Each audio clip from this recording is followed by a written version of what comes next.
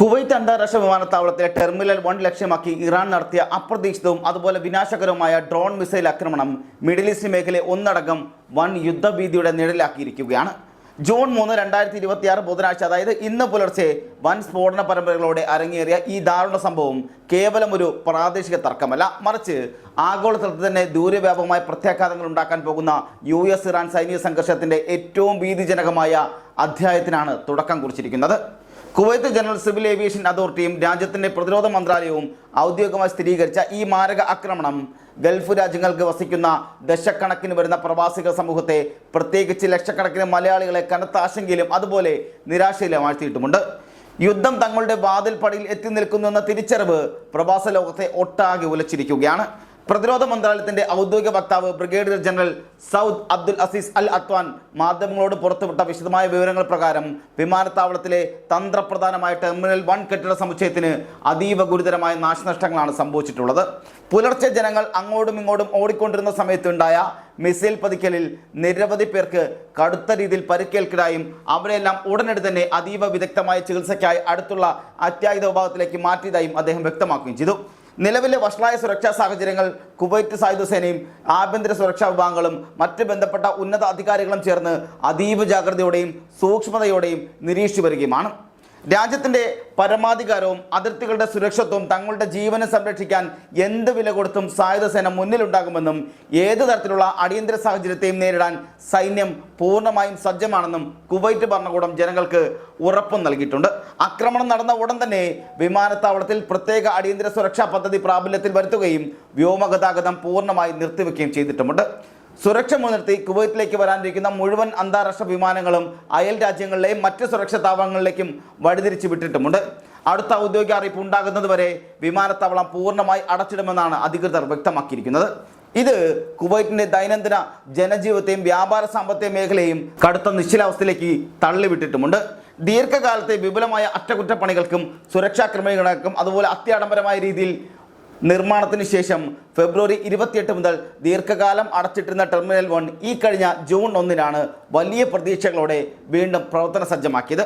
പുനരാരംഭിച്ച് വെറും 2 ദിവസങ്ങൾക്കുള്ളിൽ തന്നെ ഇത്തരമൊരു വൻ ആക്രമണം ഉണ്ടായത് യാദൃച്ഛികമല്ല എന്നും കൃത്യമായ ആസൂത്രണത്തോടെ ചെയ്തതാണെന്നും പ്രതിരോധ വിദഗ്ധർ വിലയിരുത്തുന്നുമുണ്ട്.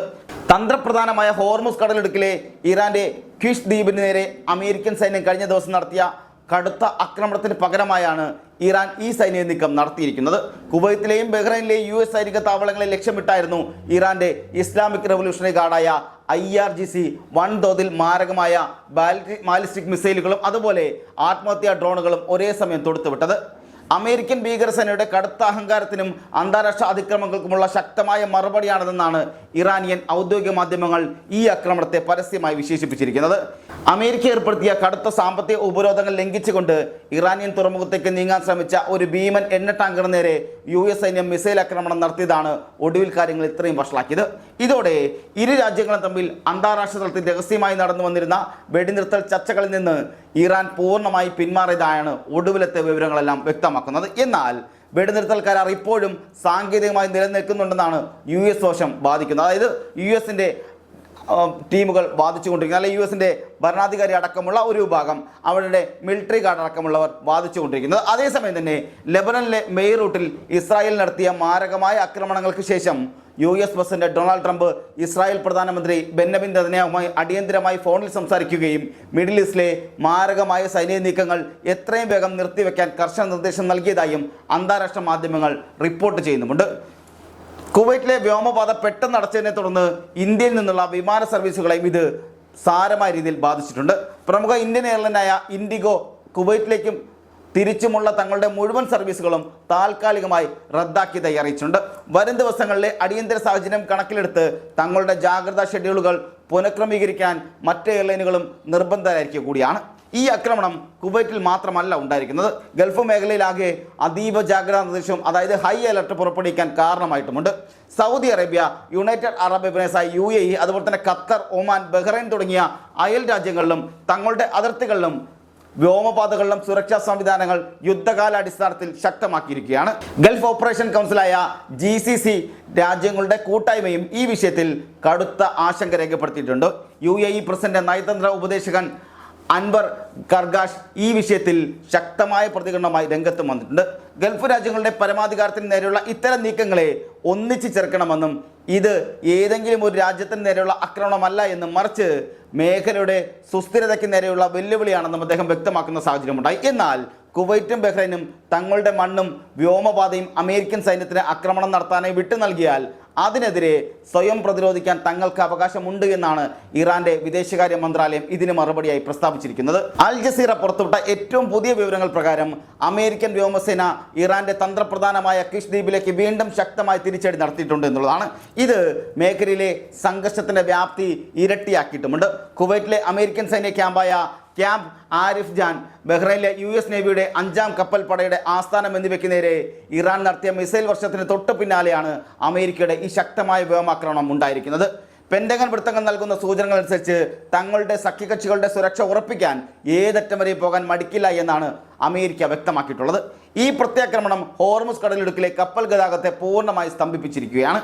കുവൈറ്റിൽ മാത്രം 10 ലക്ഷത്തിലധികം ഇന്ത്യൻ പ്രവാസികൾ ഉണ്ടെന്നാണ് ഔദ്യോഗികമായി കണക്കുകൂട്ടുന്നത്. ഇതിൽ പകുതിയിലധികവും മലയാളി സമൂഹമാണ്. രാജ്യത്തിൻ്റെ അടിസ്ഥാന സൗകര്യ വികസനത്തിന് കാരണമാകുന്ന നിർമ്മാണ മേഖല, മികച്ച ആരോഗ്യരംഗം, റീറ്റെയിൽ വ്യാപാരം, ഒപ്പം രാജ്യത്തിൻ്റെ സാമ്പത്തിക നട്ടലായ ഓയിൽ ആൻഡ് ഗ്യാസ് വ്യവസായം എന്നിവയിലെല്ലാം മലയാളി തൊഴിലാളികളുടെയും പ്രൊഫഷണലുകളുടെയും സാന്നിധ്യം അതീവ നിർണായകമാണ്. വിമാനത്താവളം പെട്ടെന്ന് അടച്ചുപൂട്ടിയതോടെ വേനലവധിക്കും മറ്റുമായി നാട്ടിലേക്ക് മടങ്ങാൻ ടിക്കറ്റ് എടുത്ത് തയ്യാറെടുത്തിരുന്ന ആയിരക്കണക്കിന് പ്രവാസികളും അവരുടെ കുടുംബങ്ങളും കടുത്ത ആശങ്കയിലാണ്. നാട്ടിലുള്ള തങ്ങളുടെ പ്രിയപ്പെട്ടവരുമായി ഫോണിലും മറ്റും ബന്ധപ്പെടാൻ ശ്രമിക്കുന്നവരുമായി പ്രവാസി ലോകം വലിയൊരു മാനസിക പ്രതിസന്ധി ഉണ്ടാകുന്നുമുണ്ട്. ഈ കടുത്ത പ്രതിസന്ധി ഘട്ടത്തിൽ പ്രവാസികൾക്ക് ആവശ്യമായ എല്ലാ സുരക്ഷാ സഹായങ്ങളും നിയമപരമായ മാർഗനിർദ്ദേശങ്ങളും എത്തിക്കാൻ ഇന്ത്യൻ എംബസിയും കോൺസുലേറ്റും പൂർണ്ണമായി സജ്ജമായി തന്നെ രംഗത്തുമുണ്ട്. നിലവിലെ ഈ ഭീതിജനകമായ അന്തരീക്ഷത്തിന്റെ വേരുകൾ ചെന്നെത്തുന്നത് 2026 ഫെബ്രുവരിയിലെ ചില നിർണായക സംഭവങ്ങളിലേക്കാണ്. ഇറാന്റെ ആണവ നിലയങ്ങളെയും തന്ത്രപ്രധാനമായ കേന്ദ്രങ്ങളെയും തകർക്കുക എന്ന ലക്ഷ്യത്തോടെ US ഇസ്രായേൽ സഖ്യം നടത്തിയ വ്യോമാക്രമണത്തോടെയാണ് മിഡിൽ ഈസ്റ്റിൽ യുദ്ധത്തിന്റെ കരുനിഴൽ വീണത്. ഇതിന് തിരിച്ചടിയായി ഇറാൻ ശക്തമായ പ്രതികാരാക്രമണങ്ങൾ മേഖലയിലുടനീളം ആരംഭിച്ചതോടെ ലോകത്തെ ഏറ്റവും പ്രധാനപ്പെട്ട എണ്ണക്കടത്ത് പാതയായ ഹോർമുസ് കടലിടുക്ക് കടുത്ത സുരക്ഷാ ഭീഷണിയിലാവുകയും ആഗോളതലത്തിൽ ഇന്ധനവില കുതിച്ചുയരുകയും ചെയ്തു. ഇത് ലോക സമ്പദ് വ്യവസ്ഥയെ വലിയൊരു മാന്ദ്യത്തിലേക്ക് തള്ളിവിടുകയും ചെയ്തു. കുവൈറ്റ് അന്താരാഷ്ട്ര വിമാനത്താവളത്തിന് നേരെ ഉണ്ടായ ആക്രമണം ഈ സംഘർഷ പരമ്പരയിലെ ഏറ്റവും അപകടകരമായ കണ്ണി കൂടിയാണ്. സാധാരണ ജനങ്ങൾ യാത്ര ചെയ്യുന്ന ഒരു സിവിലിയൻ വിമാനത്താവളത്തെ ലക്ഷ്യമിട്ടത് കടുത്ത അന്താരാഷ്ട്ര നിയമലംഘനമാണെന്ന് ചൂണ്ടിക്കാട്ടി കുവൈറ്റ് സർക്കാർ ഇതിനെ ഒരു ക്രിമിനൽ കുറ്റമെന്ന് വിളിച്ചുകൊണ്ട് ശക്തമായി അപലപിക്കുകയും ചെയ്തിട്ടുണ്ട്.